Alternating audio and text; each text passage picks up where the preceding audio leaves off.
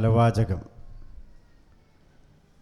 നമുക്കറിയാം, നമ്മുടെയൊക്കെ കുടുംബങ്ങളിൽ തന്നെ, നമ്മുടെയൊക്കെ ചുറ്റുപാടുകളിൽ ധാരാളം പ്രായം ചെന്ന സഹോദരീ സഹോദരന്മാർ മുസ്ലിം വീടുകളിൽ പോലും ഏറെ പ്രയാസപ്പെട്ട് ജീവിതം തള്ളി നീക്കുന്നവരുണ്ട്. എത്രയൊക്കെ നമ്മളത് നിസ്സാരവൽക്കരിച്ചാലും അതൊരു യാഥാർത്ഥ്യമാണ്. ഒരു മതം എന്ന നിലയിൽ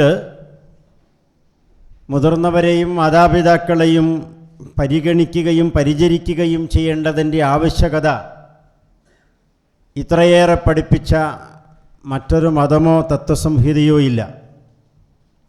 പക്ഷെ പലപ്പോഴും നമ്മുടെ പല കുടുംബങ്ങളിൽ നിന്നും കേൾക്കുന്ന വാർത്തകൾ നമ്മെയും നാം പ്രതിനിധാനം ചെയ്യുന്ന സമുദായത്തെയുമൊക്കെ വല്ലാതെ നാണിപ്പിക്കുന്നതാണ്. വേറിട്ട അനുഭവങ്ങളും സംഭവവികാസങ്ങളുമൊക്കെ നമുക്ക് പറയാനുണ്ടാകും. ഈ അടുത്ത് പാലക്കാട് പട്ടണത്തിൽ കുടുംബ കോടതിയിൽ കേസ് കൈകാര്യം ചെയ്യുന്ന ഒരു പ്രഗത്ഭനായ വക്കീൽ ഒരു ഡിവോഴ്സ് കേസുമായി ബന്ധപ്പെട്ട് ഒരു അനുഭവം പറയുകയുണ്ടായി. അദ്ദേഹം പറഞ്ഞു, ഞാൻ ആഗ്രഹിച്ചു പോയി ആ ചെറുപ്പക്കാരൻ ഒരു മുസ്ലിമായിരുന്നെങ്കിൽ. പാലക്കാട് 2 അഗ്രഹാരങ്ങളുണ്ട്. അതിൽ ഈ കൽപ്പാത്തിയല്ലാത്ത അകത്തേത്തറ മറ്റൊരു അഗ്രഹാരത്തിലുള്ള ഒരു സവർണ കുടുംബത്തിൽപ്പെട്ട ഒരു ചെറുപ്പക്കാരൻ തൻ്റെ ഇണയെ ഡിവോഴ്സ് ചെയ്യുകയാണ്. ആ ഡിവോഴ്സിൻ്റെ റീസൺ അറിയുമ്പോഴാണ് നമ്മൾ ആശ്ചര്യപ്പെട്ടു പോവുക.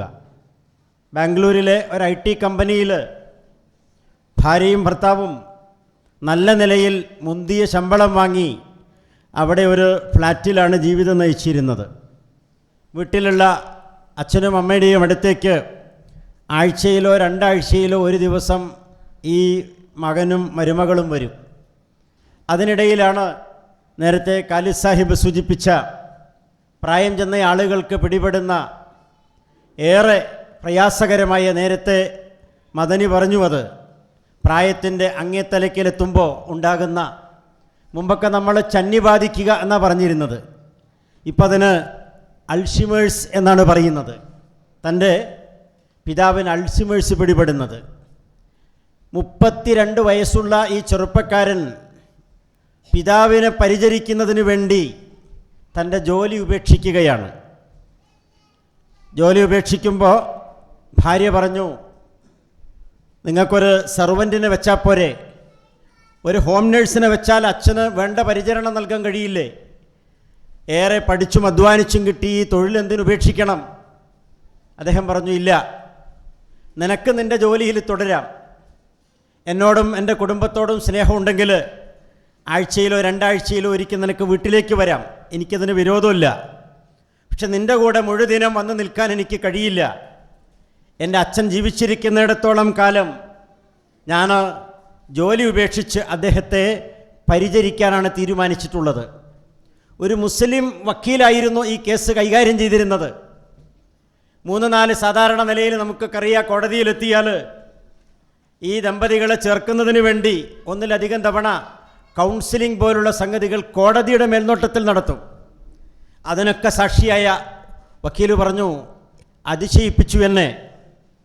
ഒരുപാട് ആളുകൾ സമ്മർദ്ദം ചെലുത്തി ചെറുപ്പക്കാരനെ. ഒടുവിൽ അവൻ തീരുമാനിച്ചു, എൻ്റെ പിതാവിന് വേണ്ടി. ആ പെൺകുട്ടി വഴങ്ങിയില്ല. അവൾ ഡിവോഴ്സ് ആവശ്യപ്പെടുകയും ഡിവോഴ്സിന് കടലാസിൽ ഒപ്പുവെക്കുമ്പോൾ ആ ചെറുപ്പക്കാരൻ്റെ കണ്ണുനീരിങ്ങനെ ഉതിർന്നു വീണ് ആ താളുകളിൽ മുഴുവൻ മഷി പടർന്നു എന്നാണ് ഈ വക്കീൽ പറഞ്ഞത്. എന്നിട്ട് അദ്ദേഹം പറഞ്ഞതാ, അതൊരു മുസ്ലിം ചെറുപ്പക്കാരനായിരുന്നെങ്കിൽ എന്ന് ഞാൻ ആഗ്രഹിച്ചു. ഡിവോഴ്സിനെ പ്രോത്സാഹിപ്പിക്കുകയല്ല, മാതാപിതാക്കളോടുള്ള കടപ്പാടുകൾ നിർവഹിക്കുന്നതിന് വേണ്ടി ഒരു സന്നിഗ്ധ ഘട്ടത്തിൽ അനുവദനീയമായൊരു സംഗതിക്ക് ഒരു മുസ്ലിമേതര സമൂഹത്തിലെ ചെറുപ്പക്കാരൻ സന്നദ്ധനായി എന്നുള്ളതാണ്. ഞാൻ മനസ്സിലാക്കുന്നത്, നമ്മുടെയൊക്കെ നാട്ടിൽ വയോജനങ്ങൾ, പ്രായം ചെന്ന മാതാപിതാക്കൾ ദുരന്തമനുഭവിക്കുന്നതിനൊരു പ്രധാന കാരണം അവർക്കൊന്നും മാതൃകകളില്ല അവരുടെ ജീവിതത്തിൽ എന്നുള്ളതാണ്. ഇത് ഗൗരവമായി പറയുന്നൊരു സംഗതിയാണ്. എൻ്റെ ഉമ്മയും ബാപ്പയുമൊക്കെ, അല്ലെങ്കിൽ നമ്മുടെ മക്കളുടെ മുമ്പിൽ നമ്മുടെയൊക്കെ മാതാപിതാക്കളെ എങ്ങനെ കൈകാര്യം ചെയ്യുന്നു, അത് കണ്ടും നോക്കിയുമാണ് നമ്മുടെ മക്കളൊക്കെ വളരുക. മാതൃകകൾ ഉണ്ടാവണം നമ്മുടെയൊക്കെ ഭവനങ്ങളിൽ. പ്രായം ചെന്ന എൻ്റെ കുടുംബത്തിൽ ഏറെ പ്രായം ചെന്ന ഒരു കാരണവർ, അദ്ദേഹത്തിൻ്റെ പ്രിയതമ ഇതേപോലെ ഭാര്യയെപ്പോലും ഉമ്മ എന്ന് വിളിക്കുന്ന ഒരു സാഹചര്യത്തിൽ തൻ്റെ ശരീരത്തോട് ഇങ്ങനെ ചേർത്ത് പിടിച്ച് വായിലേക്ക് ചോറ്റുരുളിങ്ങനെ കൊടുക്കുമ്പോൾ അത് കണ്ടു വളരുന്നൊരു മക്കളുണ്ടല്ലോ, അല്ലെങ്കിൽ പേരമക്കളുണ്ടല്ലോ, അവരെ സംബന്ധിച്ചിടത്തോളം ഒരുപാട് ക്ലാസ്സുകളുടെയോ ഒരുപാട് ക്യാമ്പുകളുടെയോ ഒന്നും ആവശ്യമുണ്ടാവില്ല. അപ്പം നമ്മുടെയൊക്കെ വീടകങ്ങൾ മാതൃകകളാവണം. അത്തരം വീടുകളുണ്ട്. എനിക്ക് അനുഭവമുണ്ട്. ഈ അടുത്ത് ഒരു സഹോദരിയുടെ, പ്രായം ചെന്ന സഹോദരിയുടെ സർജറിക്ക് വേണ്ടി ഹോസ്പിറ്റലൈസ് ചെയ്തപ്പോൾ മകളേക്കാൾ കൂടുതൽ ആ ഉമ്മ തൻ്റെ മരുമകളുടെ സാന്നിധ്യം ആഗ്രഹിച്ചു. എന്തുകൊണ്ടാ? സ്വന്തം മകൾ കൂടെ ഉണ്ടായിരുന്നിട്ടും മകളല്ല കൂടെ നിൽക്കേണ്ടത്, എൻ്റെ കൂടെ നിൽക്കേണ്ടത് എൻ്റെ മരുമകളാണ്. ഓപ്പറേഷൻ തിയേറ്ററിലേക്ക് കൊണ്ടുപോകുമ്പോഴും അവൾ കൂടെ ഉണ്ടാവണമെന്ന താല്പര്യത്തിൽ ഒരു അമ്മായിയമ്മ എന്ന് നമ്മളൊക്കെ പേര് ചേർത്ത് വിളിക്കുന്ന ഒരു സഹോദരി പറയണമെങ്കിൽ ആ രീതിയിൽ ഒരു കെമിസ്ട്രി ആ കുടുംബത്തിൽ ഇങ്ങനെ വർക്കൗട്ട് ചെയ്യുന്നത് കൊണ്ടല്ലേ. അപ്പം നമ്മുടെയൊക്കെ വീടുകൾ അങ്ങനെ ആവണമെന്നുള്ളതാണ്. പ്രായം ചെന്ന ആളുകളെ കൂടെ നിർത്താതിരിക്കാനാണ് കുറേയധികം നല്ല താക്കത്തുള്ള സാമൂഹ്യ ചുറ്റുപാടുകളുള്ള, സാമ്പത്തിക ചുറ്റുപാടുകളുള്ള പല രക്ഷിതാക്കളും. ഞാൻ 6 മാസമായി ഉമ്മയെ നോക്കുന്നു. 7 മാസവും 10 മാസവും 10 കൊല്ലവും ഉമ്മയെ നോക്കിക്കൂടെ? ഒരു സഹോദരൻ്റെ സങ്കടം പറച്ചില്ല. 6 മാസമായി ഞാൻ ഉമ്മയെ നോക്കുന്നു, എൻ്റെ അനുജൻ കുറച്ച് ദിവസം കൊണ്ടുപോയി നോക്കിക്കൂടെ? ഒന്ന് സംസാരിക്കാൻ റെക്കമെൻഡ് ചെയ്യുകയാണ് അനുജനോട്, ഉമ്മയെ ഒന്ന് കൊണ്ടുപോകാൻ ആവശ്യപ്പെടുക. ചിലരൊക്കെ ഉമ്മയെ നോക്കി ക്ഷീണിക്കുക, ഉപ്പയെ നോക്കി ക്ഷീണിക്കുക. മുസ്ലിം സമുദായത്തിൽ അത് ഉണ്ടാവാൻ പാടില്ലല്ലോ. പ്രായം ചെന്ന ആളുകളോട് വൃദ്ധസദനങ്ങൾ നമ്മൾ ഉണ്ടാക്കാൻ പാടില്ല. പക്ഷെ നിർബന്ധിത സാഹചര്യ. എന്തുകൊണ്ടാണ് പകൽ വീടുകളിലേക്ക് ആളുകൾ കൂടുന്നത്? നമ്മുടെ മണ്ണാർക്കാട് താലൂക്കിൻ്റെ പരിധിയിൽ 3-4 പകൽ വീടുകൾ എനിക്ക് പരിചയമുള്ളുണ്ട്. അവിടെ വന്ന ആളുകളെ നമ്മളൊന്ന് വെറുതെ ഇൻ്റർവ്യൂ നടത്തുമ്പോൾ പറയും, പകലിലെങ്കിലും തുപ്പും ആട്ടും കേൾക്കേണ്ടതില്ലല്ലോ. അതൊരു വല്ലാത്ത വർത്തമാനമല്ലേ? നേരം പുലരുമ്പോഴേക്കും അവർ അവിടെ നിന്ന് വീട്ടിൽ നിന്ന് ഇറങ്ങുക. ആരെങ്കിലുമൊക്കെ ദാനമായി കൊടുക്കുന്ന ചായയോ ഉച്ചഭക്ഷണമോ ഒക്കെ ഉറപ്പില്ല, എങ്കിലും അവർ സന്തോഷത്തോടു കൂടി വീട് വിട്ടിറങ്ങുക, വീട്ടുകാരെ സന്തോഷിക്കുക. ഈ പ്രായം ചെന്ന ബാധ്യത അവിടെ നിന്ന് ഇറങ്ങിപ്പോയാൽ വീട് പൂട്ടിപ്പോവുകയോ. അങ്ങനെ ചിന്തിക്കുമ്പോൾ സ്വാഭാവികമായും ആ വീട്ടിൽ നിന്ന് ഇറങ്ങിത്തിരിക്കാൻ നമ്മൾ പാലിയേറ്റീവ് രംഗത്തൊക്കെ പ്രവർത്തിക്കുന്ന ആളുകൾക്ക് ധാരാളം അനുഭവം ഉണ്ടാകും. ചിലരെങ്കിലും പറയാറുണ്ട്, ഹോം കെയറിന് പോകുമ്പോൾ, ഹോം കെയർ എന്ന് പറയുന്നത് ആഴ്ചയിൽ 1-2 തവണ സന്നദ്ധ പ്രവർത്തകരും നഴ്സുമാരും പോയി ചെയ്യുന്ന ചെറിയ ശുശ്രൂഷയാണ്. പക്ഷേ വീട്ടുകാരായ ആളുകൾക്ക് ചെയ്യാവുന്ന ഒരുപാട് കാര്യങ്ങളുണ്ടാകും. കേവലം ദിവസങ്ങളോളം ഉപയോഗിച്ച, അല്ലേ, എഴുന്നേറ്റ് ടോയ്ലറ്റിൽ പോകാൻ കഴിയാത്ത രക്ഷിതാവിൻ്റെ ആ പമ്പേഴ്സ് ഒന്ന് മാറ്റിക്കൊടുക്കാൻ പോലും മക്കളും മരുമക്കളുമൊക്കെയുള്ള വീടുകളിൽ പോലും എന്താണ് അതിനൊക്കെ പറയുക എന്നാണ് ചോദിച്ചത്. ചിലരൊക്കെ ആഗ്രഹിച്ചു പോയി. ഞാൻ പറയുന്നത് കേട്ടിട്ടുണ്ട്, ആത്മഹത്യ ചെയ്യാൻ കഴിയില്ലല്ലോ. ചായക്കടയിൽ നമ്മൾ സൗജന്യമായി വാങ്ങിക്കൊടുത്തൊരു ചായ കുടിച്ചിരുന്നെന്ന് വേദനയോടുകൂടി സംസാരിച്ചപ്പോഴാണ് പറഞ്ഞത്, ആത്മഹത്യ ചെയ്യാൻ എനിക്ക് കഴിയില്ല. ആ വേദനയുടെ വർത്തമാനം കഴിഞ്ഞ് 3-ാമത്തെ ദിവസമാണ് രാവിലെ അദ്ദേഹം മരിച്ച വിവരം എൻ്റെ നാട്ടിൽ മരണവാർത്ത റിപ്പോർട്ട് ചെയ്യുന്നൊരു ഗ്രൂപ്പിൽ വരുന്നത്. എന്നെ എൻ്റെ മക്കളും ഇണയുമൊക്കെ എൻ്റെ ഭാര്യയുമൊക്കെ ഏറെ വെറുക്കുന്നു. കാരണം ഇപ്പം എനിക്ക് വരുമാനമൊന്നുമില്ലല്ലോ. ദീർഘകാലം ഹോട്ടലുകളിൽ കുക്കായി ജോലി ചെയ്തിരുന്ന, ആരോഗ്യമുള്ള അത്രയും ഒരു ദിവസം പോലും മെനക്കെടാതെ പണിക്ക് പോയിരുന്ന മനുഷ്യനാണ്. അദ്ദേഹം പരാശ്രയ ജീവിതം നയിക്കേണ്ട സാഹചര്യം വന്നപ്പോൾ ഏറ്റവും കൂടുതൽ ചേർത്ത് നിർത്തേണ്ടവരുടെ കുത്തുവാക്കുകൾ സഹിക്കവയ്യാതെ പറഞ്ഞ വർത്തമാനമാണ്, ആത്മഹത്യ ചെയ്യാൻ എനിക്ക് കഴിയില്ല. പടച്ചവൻ്റെ തീരുമാനം അദ്ദേഹത്തിൻ്റെ മനസ്സിനനുസരിച്ച് അദ്ദേഹത്തിൻ്റെ പ്രാർത്ഥന പോലെ അത് അള്ളാഹു സ്വീകരിച്ചിരിക്കണം. ഇത് പറഞ്ഞ 3-ാമത്തെ ദിവസമാണ് അദ്ദേഹം മരിക്കുന്നത്. നമ്മുടെയൊക്കെ ചുറ്റുപാടുകളിൽ ഇതിന് വിരുദ്ധമായ, ഇതിന് നേരെ വിപരീതമായ ധാരാളം അനുഭവങ്ങളുണ്ട്.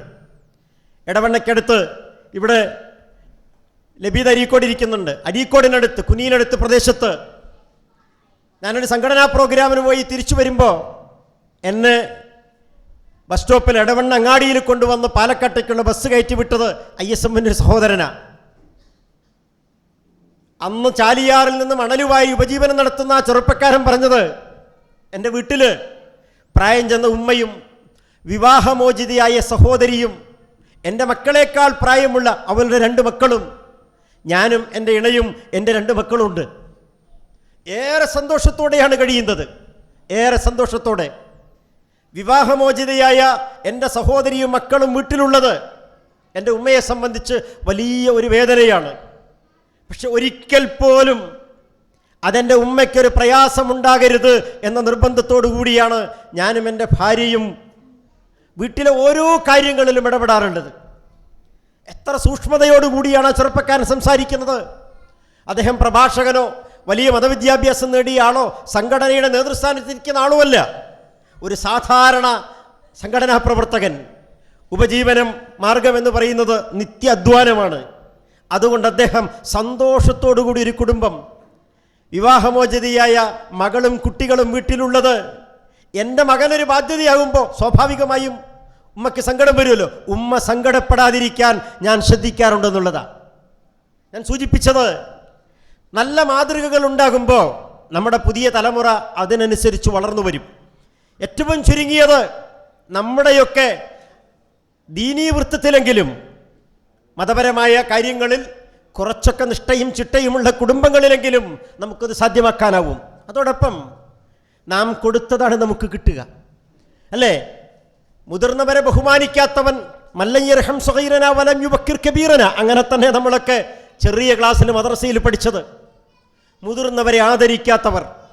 ഈ ആദരവെന്ന് പറയുന്നത് സ്വന്തം കമ്മ്യൂണിറ്റിയിൽപ്പെട്ട ആളുകൾക്ക് മാത്രം കൊടുക്കേണ്ട ഒരു സംഗതിയല്ല. എല്ലാ കമ്മ്യൂണിറ്റിയിൽപ്പെട്ട ആളുകൾക്കും ഒരു വിശ്വാസി എന്ന നിലയിൽ നമ്മൾ അവരുടെ പ്രായത്തിനനുസരിച്ചിട്ടുള്ള ആദരവ് കൊടുക്കണം. ഇപ്പോൾ വാഴമ്പുറത്തുകാരായ കുറേ ആളുകൾ ഇവിടെയുണ്ട്, എൻ്റെ നാട്ടിലുള്ള. ഏറെ പ്രായം ചെന്ന് ദീൻ സ്വീകരിച്ച ഒരാളുണ്ട് എൻ്റെ നാട്ടിൽ. ഞാൻ അദ്ദേഹത്തെക്കുറിച്ച് പറയാറുള്ളത്, അദ്ദേഹം ഡയറക്റ്റ് സ്വർഗത്തിലേക്ക് ടിക്കറ്റ് ഉറപ്പാക്കിയ ആളാണ്. ഒരുവിധം ഇങ്ങനെ വെച്ച് പള്ളിയിൽ പോകാൻ കഴിയുമെങ്കിൽ അദ്ദേഹം ഇപ്പോഴും പള്ളിയിൽ പോകും. ഇപ്പം പ്രയാസപ്പെട്ട് 2 ആഴ്ചയിലോ 3 ആഴ്ചയിലോ ഒരിക്കൽ ഹോസ്പിറ്റലിൽ പോകുന്ന ആവശ്യത്തിന് വേണ്ടി മാത്രം പുറത്തിറങ്ങാവുന്ന വിധം അദ്ദേഹം ദുർബലനാണ്. അദ്ദേഹം ദീൻ സ്വീകരിക്കുന്നത് ഞാൻ മുഖാന്തിരമാണ്, യാദൃച്ഛികമായി. കാരണം എൻ്റെ വീട്ടിൽ വന്ന് അദ്ദേഹത്തിൻ്റെ ആവശ്യം അറിയിച്ചപ്പോൾ എല്ലാ വെള്ളിയാഴ്ചയിലും കോഴിക്കോട്ട് പോകുന്ന ഞാൻ പറഞ്ഞു, നിങ്ങൾ വെള്ളിയാഴ്ച വൈകുന്നേരം ആകുമ്പോഴേക്ക് കോഴിക്കോട്ടേക്ക് വരിൻ, മണ്ണാർക്കാട്ടേക്ക് വരിൻ, നമുക്ക് ഒന്നിച്ച് മണ്ണാർക്കാട്ടിൽ നിന്ന് പോവാം. എന്നിട്ട് നിങ്ങളെ കോഴിക്കോട് കൊണ്ടുപോയി ഈ സ്ഥാപനത്തിൽ ചേർത്ത് എല്ലാ സൗകര്യം കൂടി തിരിച്ചു പോരാം. ഇദ്ദേഹം ഇത് പറയും. എന്നെ വന്ന് കാണുന്നത് ഒരു ചൊവ്വാഴ്ചയാണ്. ഉടനെ അദ്ദേഹം ചോദിച്ചൊരു ചോദ്യമുണ്ട്, മാഷേ വെള്ളിയാഴ്ചക്ക് ഇനിയും 3 ദിവസമല്ലേ, അപ്പോഴേക്കെൻ്റെ മനസ്സ് മാറിയാലോ? ആ ചോദ്യം എന്നെ വല്ലാതെ പ്രയാസപ്പെടുത്തി. ഞാൻ നമ്മുടെ ഒരു സുഹൃത്തിനെ, ചെറുപ്പക്കാരനായ ഒരു സുഹൃത്തിനെ ചേർത്ത് പിറ്റേ ദിവസം തന്നെ അദ്ദേഹത്തെ കോഴിക്കോട്ടേക്ക് വിട്ടു. അദ്ദേഹം കൺവേർഷൻ നടത്തിയ വിവരം നാട്ടിലറിഞ്ഞ് 1-2 ആളുകൾ എന്നെ വിളിച്ചു പറഞ്ഞു, ശ്രദ്ധിച്ചോ കേട്ടോ, നിന്നെ ചിലരൊക്കെ നോട്ടിട്ടിട്ടുണ്ടെന്ന് പറഞ്ഞു. എനിക്ക് അദ്ദേഹത്തിൻ്റെ സഹോദരന്മാരെയൊക്കെ പരിചയമുണ്ട്. ഞാനപ്പം പറഞ്ഞ ആളോട് പറഞ്ഞത്, സാധ്യതയില്ല, എന്നെ വന്ന് ചോദ്യം ചെയ്യാനും എന്നോട് ചണ്ടയ്ക്ക് വരാനും ഒരു സാധ്യതയും ഞാൻ കാണുന്നില്ല എന്ന് പറഞ്ഞു. അതെന്താ നീ ഇത്ര ഉറപ്പ് പറയുന്നത്? ഞാൻ പറഞ്ഞു, ഞാൻ ഏറെ ആദരവോടെയും ബഹുമാനത്തോടെയുമാണ് സാമുദായികമായി താഴെത്തട്ടിൽ നിൽക്കുന്ന, അങ്ങനെയാണല്ലോ ഹൈന്ദവ വിഭാഗത്തിൽപ്പെട്ട ആളുകളുണ്ട്, ആ കുടുംബത്തിലെ ഓരോ ആളുകളോടും പെരുമാറാറുള്ളത്. അതുകൊണ്ട് തന്നെ എൻ്റെ നേരെ ഈ ഒരു പ്രശ്നം പറഞ്ഞുകൊണ്ട് അവർ കയർക്കാനോ ഒരു പ്രശ്നത്തിനോ എൻ്റെ വീട്ടിലേക്ക് വരുമെന്ന് ഞാൻ പ്രതീക്ഷിക്കുന്നേയില്ല. മൂന്നാമത്തെ ദിവസം അദ്ദേഹത്തിൻ്റെ ഏറ്റവും പ്രശ്നക്കാരനായ സഹോദരൻ ഞാൻ കണ്ടു. അപ്പം അദ്ദേഹം എന്നോട് ചിരിച്ചുകൊണ്ട് വന്നിട്ട് പറഞ്ഞു, മാഷേ ഏട്ടന് സുഖമല്ലേ എന്ന് ചോദിച്ചു. ഏട്ടന് സുഖമല്ലേന്ന്. ആ ചോദ്യം എന്നെ അത്ഭുതപ്പെടുത്തി. ഞാൻ ഉറച്ചു വിശ്വസിക്കുന്നു ആ സഹോദരനോട്, ഇദ്ദേഹത്തിൻ്റെ കൺവേർഷൻ നടത്തിയ ഇദ്ദേഹത്തിൻ്റെ സഹോദരനോട് എൻ്റെ പെരുമാറ്റമാണ് എന്നോട് ഇങ്ങോട്ട് ദേഷ്യപ്പെടാതിരിക്കാൻ കാരണമായത്. നമുക്കൊക്കെ നമ്മുടെ നാട്ടിലുള്ള എല്ലാ പ്രായം ചെന്ന ആളുകളെയും ആദരിക്കാം, ബഹുമാനിക്കാം. അവരുടെ പ്രശ്നങ്ങളിൽ നമുക്കിടപെടാം. മക്കളും മരുമക്കളും കുടുംബാംഗങ്ങളും പരിഹരിക്കാത്തത് നമ്മൾ ഏറ്റെടുക്കുമ്പോൾ അവർക്ക് നമ്മോടും നാം പ്രതിനിധാനം ചെയ്യുന്ന ആദർശത്തോടുമുള്ള ആദരവെന്ന് പറയുന്നത് വളരെ വലുതാ. രോഗിയായി കിടക്കുമ്പോൾ പറഞ്ഞത്, ഞാനൊരു മുസ്ലിം ആയിരുന്നെങ്കിൽ എനിക്ക് ഈ ഗതികേടുണ്ടാവുമായിരുന്നില്ല എന്നാ. ഞാനൊരു മുസ്ലിം ആയിരുന്നെങ്കിൽ എനിക്ക് ഈ ഗതികേടുണ്ടാകുമായിരുന്നില്ല. അങ്ങനെ അന്യ സമുദായത്തിൽപ്പെട്ട ആളുകൾ പറയുന്നതിന് കാരണം എന്താ? മുസ്ലിം കമ്മ്യൂണിറ്റിയിൽ അത്തരത്തിലുള്ള കുറേ മാതൃകകളുള്ളത് കൊണ്ടാണ്. നമ്മളതിൻ്റെ മുമ്പിൽ നിൽക്കുന്നവരാവണം. ലോകത്തിന് തന്നെ നാം ജീവിക്കുന്ന ചുറ്റുപാടുകളിൽ വയോജന സംരക്ഷണത്തിന് മാതൃകകൾ സൃഷ്ടിക്കേണ്ട ആളുകളാണ് നമ്മൾ. അതിനാവശ്യമായ ഒരാദർശം നമുക്കുണ്ട്. ബഹുമാന്യനായ ഹുസൈൻ സാഹിബും ഉദ്ഘാടകനായ അഹമ്മദ് കുട്ടി മദനിയും പറഞ്ഞു, നമുക്ക് ദുന്യവി ആരുടെയും നല്ല വാക്കുകൾ നമ്മൾ ആഗ്രഹിക്കുന്നില്ല. മണ്ണാർക്കാട് പട്ടണത്തിൽ കലാവതി തിയേറ്റർ, പഴയ തിയേറ്ററിൻ്റെ തൊട്ടപ്പുറത്ത് പൂരം നടക്കുന്ന അമ്പലത്തിൻ്റെ തൊട്ടടുത്ത് നമ്മുടെ കെയർ ഹോമിൽ ചികിത്സ കിട്ടിയ ഒരു സഹോദരി കെയർ ഹോമിൻ്റെ പ്രധാനപ്പെട്ട ഭാരവാഹികളെ വീട്ടിലേക്ക് ക്ഷണിച്ചു. നിങ്ങൾക്കൊക്കെ പരിചയമുള്ള നമ്മുടെ ചില സുഹൃത്തുക്കൾ ആ സഹോദരിയുടെ വീട്ടിലേക്ക് വന്നപ്പോൾ അയൽപക്കത്തുള്ള മുഴുവൻ ആളുകളെയും വിളിച്ചു കൂട്ടിയിരിക്കണം അവിടെ. ഈ അമ്മ ഒരു റിട്ടയർഡ് പോലീസുകാരൻ്റെ അമ്മയാണ്. അയൽപക്കത്തുള്ള മുഴുവൻ ആളുകളെയും വിളിച്ചു കൂട്ടിയിട്ട് താടി നീട്ടിയ കെയർ ഹോമിൻ്റെ നമ്മുടെ സാരഥികളെ പരിചയപ്പെടുത്തി കൊടുക്കുക. ഇവർ ചെയ്യുന്ന സേവനം എന്താണെന്ന് നിങ്ങൾക്കറിയോ? ഈ അമ്മയെ പൊന്നുപോലെ നോക്കിയതാണ് ഇവർ 2-3 മാസക്കാലം. അവിടുത്തെ ഓരോ കുട്ടികളുടെയും പേരെടുത്ത് പറഞ്ഞവർ ആ കൂടിയ മുഴുവൻ ആളുകൾക്കും വലിയ സന്ദേശം കൈമാറുക. ആവണം ആദർശ പ്രബോധന രംഗത്ത് നിറഞ്ഞു നിൽക്കുന്നത് പോലെ സാമൂഹ്യമായ ഉത്തരവാദിത്തങ്ങൾ നിർവഹിക്കുന്നിടത്തും സംഘടനാ പ്രവർത്തകർ എന്ന നിലയിൽ നമുക്ക് വലിയ ബാധ്യതയുണ്ട്. ആ ബാധ്യതാ നിർവഹണത്തിൽ മുന്നിൽ നിൽക്കേണ്ടവരാണ് നമ്മൾ. അത് തുടങ്ങേണ്ടത് അവനവൻ്റെ വീടകങ്ങളിൽ നിന്ന്, അയൽപക്കങ്ങളിൽ നിന്ന്, നമ്മുടെ പരിചിത വൃത്തത്തിൽ നിന്ന്, പുറത്തേക്കല്ല. നമ്മുടെ ചുറ്റുപാടുകളിൽ പ്രയാസങ്ങളും പ്രതിസന്ധികളും അനുഭവിക്കുന്ന ഇഷ്ടം പോലെ മനുഷ്യരുണ്ട്. അവരുടെ കാര്യങ്ങൾ നമ്മൾ സ്വകാര്യമായി പോയി അന്വേഷിച്ച് നോക്കുക, ഇടപെട്ട് നോക്കുക. അത് വല്ലാത്ത പ്രതിഫലനങ്ങൾ ഉണ്ടാക്കും. അതാണ് നമ്മുടെയൊക്കെ പ്രതീക്ഷ. ഇത്തരത്തിലുള്ള ചർച്ചകളും സെമിനാറുകളും അത്തരത്തിലുള്ള പുതിയ ചിന്തകൾക്ക് നിമിത്തമാകട്ടെ എന്ന പ്രാർത്ഥനയോടെ എല്ലാവിധ ആശംസകളും നേരുന്നു. അസ്സലാമു അലൈക്കും വറഹ്മത്തുള്ളാഹി.